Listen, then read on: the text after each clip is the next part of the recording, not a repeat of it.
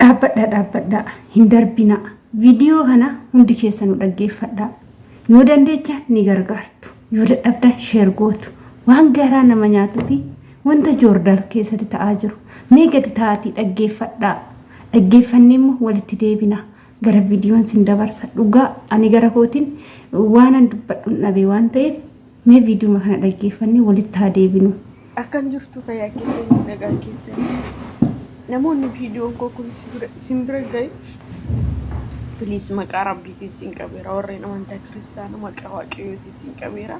Koppiliin sheer gochuudhaan namoota baay'ee bira akka ga'u na taasisa. Sagalee wayii dhaggeeffannee walitti deebina. Horii shitti walitti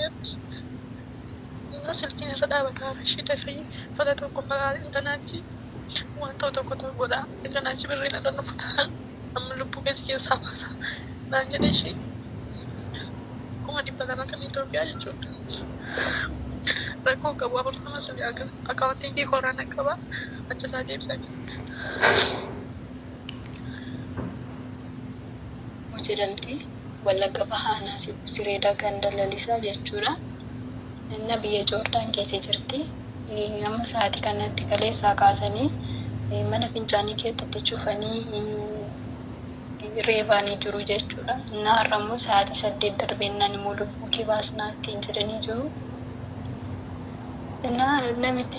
Namtichi yerootti bilbila mullee kana sana nuuni jedhu silkii ishee harkaa fuudhanii waan hundumaa silkii ishee keessa dookumentii jiru hundumaa jalaa balleessanii formaat godhanitti kennanii jechuudha. Waa tokko silkii ishee keessa hin jiru lakkoofsa daldalaa ishee illee hin qabdu jechuudha. Biyyatti illee bilbileen nalletti unoo hin beeknu naan jedhanii beekta.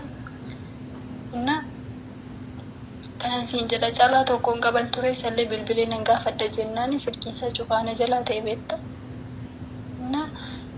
Lakkoofsi namichaa lokeeshinii iddoo inni jirullee iddoo biiroo isaallee jira beekta. Lokeeshiniin isaa hundumtuu jira lakkoofsi namichaa fi lokeeshinii iddoo inni jiru biirichi jechuudha iddoo isheen keessa jirtu jechuudha. Egaa dhageessaniittu. Isheen booda kanarra sagalee laattee maqaa ishee himtee obboleettii isheeti. Kan duraa garuu mucayyoodha.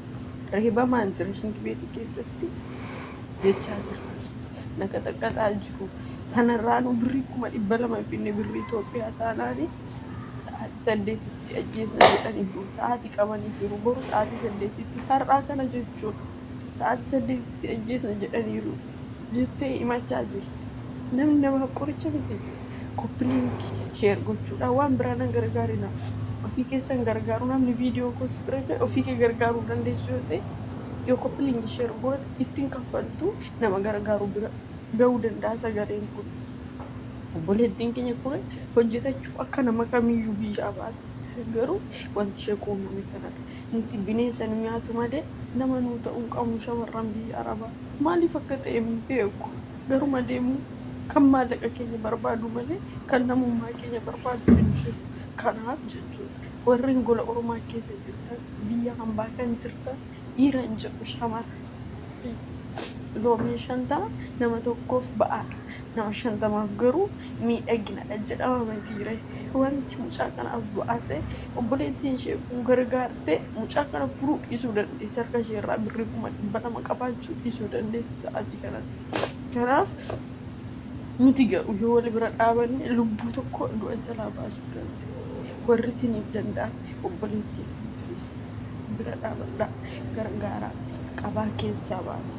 Du'a ooshaa please callistanii sagalee kana dhaggeeffattanii bira hin darbina. Hadaraa Oromummaa, hadaraa namummaa, imaanaa isiniif ta'a tokko imaanaadha.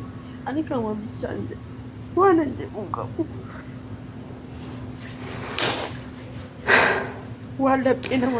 Egaa ka viidiyoo erga gana dhaggeeffattanii isin ga'a. Viidiyoo kana keessatti wanta baay'eetu namatti dhaga'ama jechuudha. Nuti shamarran biyya Arabaa wanti biyyaa baanuu fi gaafii kan natti uumu jechuudha. Nuti madaamin akka nu tumtuuf yookaan shinti beetitti nu galchanii akka barbaadan akka nu godhaniif yookaan immoo dallaala nu fide sanitti yoo bilbilanne furmaata dhabuuf moo maaliif biyyaa baana laata? Nu qaabsoo lolaatiif moo qaabsoo dalagaatiif biyyaa baana?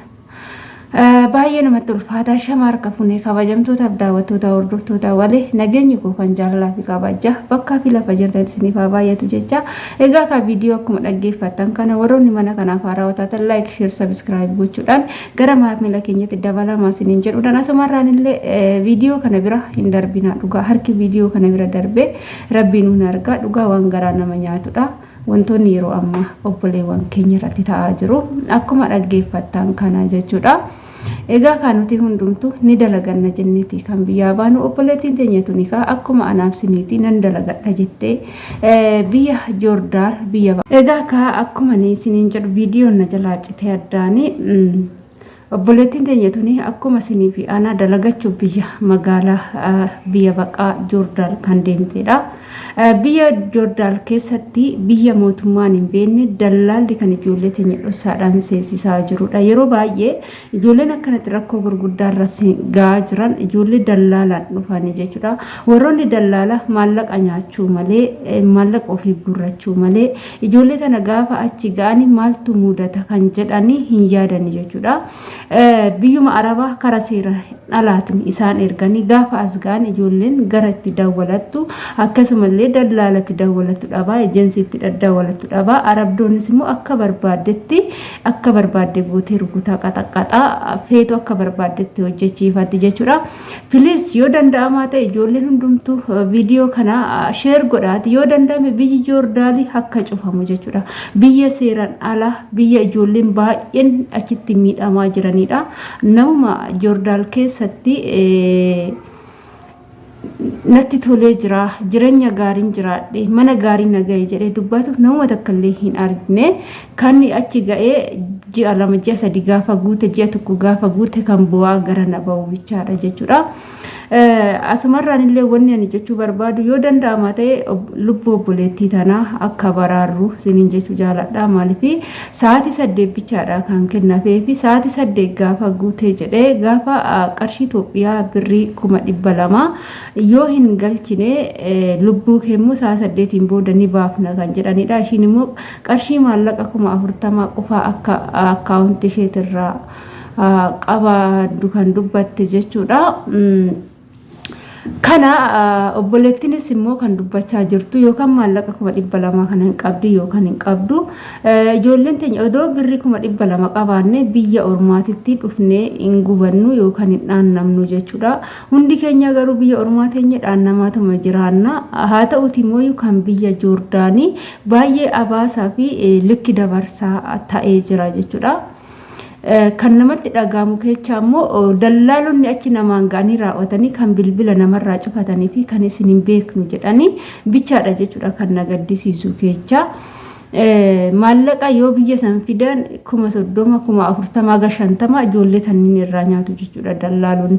Maaliif birri xiqqaadhaan miti kan biyya ormaa dhufanii gaafa as ga'an immoo sin hin beeknu jedhanii bilbila irratti cufatanii rakkoo keessa soo seenan dhimma isaaniiti isaan birri ofii fudhatanii biyya ofii keessa bashannanu jechuudha.